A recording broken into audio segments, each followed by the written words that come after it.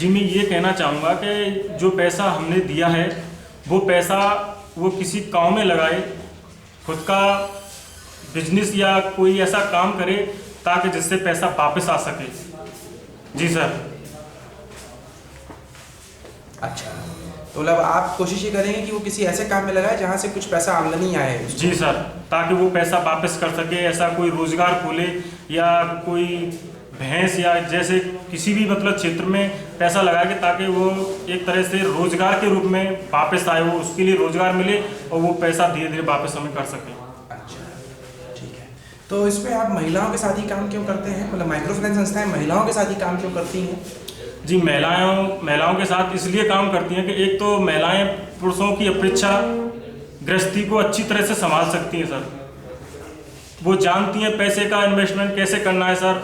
महिलाओं में पुरुषों की अपेक्षा बुरी आदतें कम होती हैं, जैसे मनुष्य दारू पीता है या और कोई गलत काम में पैसा खर्च करता है। अक्सर करके देखा जाता है कि महिलाओं में हमारे यहाँ पे ऐसी कोई आदतें कम पाई जाती हैं कि उनको हीन दृष्टि से देखते हैं। अगर कोई महिलाएं अगर व्यसन करती है या दारू पीती है तो समाज में उसको हीन भावना से देखते हैं। इसलिए महिलाएं उनमें वो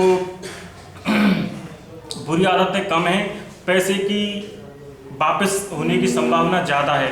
वो ईमानदार भी हैं सर वो, ताकि पैसे लौटा सकें, और उन्हें समाज का डर भी है, वो उस डर की वजह से भी पैसे को वापस कर सकती है। एवं पुरुषों की अपेक्षा महिला अक्सर कर देखा जाता है कि वो घर में ही रहती हैं, गृहिणी हैं। वो हम तब भी जिस दिन की मीटिंग रखेंगे तो उस केंद्र में वो आ सकती हैं। इसलिए सर मेरे ख्याल से तो यही है कि इसीलिए महिलाओं को ऋण दिया जाता है। पुरुषों की अपेक्षा सर महिला ही सक्षम है, लौटा सकती हैं वो सब। बिल्कुल सही कह रहे हैं आप। लेकिन ये पैसा हम समूह में ही क्यों देते हैं? जी सर, समूह में इसलिए देते हैं ताकि एक मनुष्य को हमने पैसा दे दिया, उसकी गारंटी कौन लेगा सर।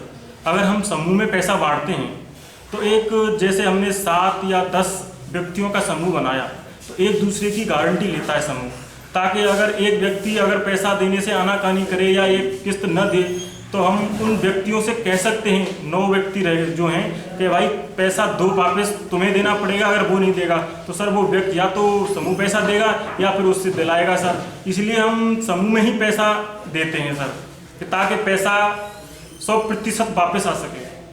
बहुत अच्छी बात। लेकिन समूह बनाते वक्त भी आप कुछ ख्याल रखते होंगे कि किस प्रकार की महिला को जोड़ें कि इस प्रकार की दिक्कत ना? जी हाँ, बिल्कुल ख्याल रखना चाहिए सर। सबसे पहले तो हम ये देखते हैं कि वो उस गांव की मूल निवासी होनी चाहिए, ताकि उसका ठिकाना होना चाहिए कि वो उसी गांव की है।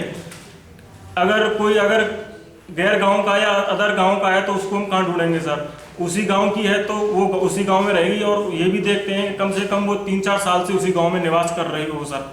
और उसकी ये भी देखते हैं हम कि उसका व्यवहार कैसा है सर, गंदा व्यवहार तो नहीं है, या वो कोई उस एक ये भी देखते हैं कि उसका पति है जो दारू तो नहीं पीता, या पैसे को ऐसे ही वेस्ट तो नहीं कर देगी सर। और ऐसी तमाम बातें हैं जो हम देखते हैं सर। अच्छा, तो आपको लगता है कि अगर आप इन सब बातों का ख्याल रखेंगे तो एक अच्छा समूह तैयार होगा? बिल्कुल जी, मैं कर सकता हूँ सर। और समूह बन के आप तरीके से पैसा बांट पाएंगे? बिल्कुल तरीके से बांट सकता हूँ सर, मैं इसमें सक्षम हूँ।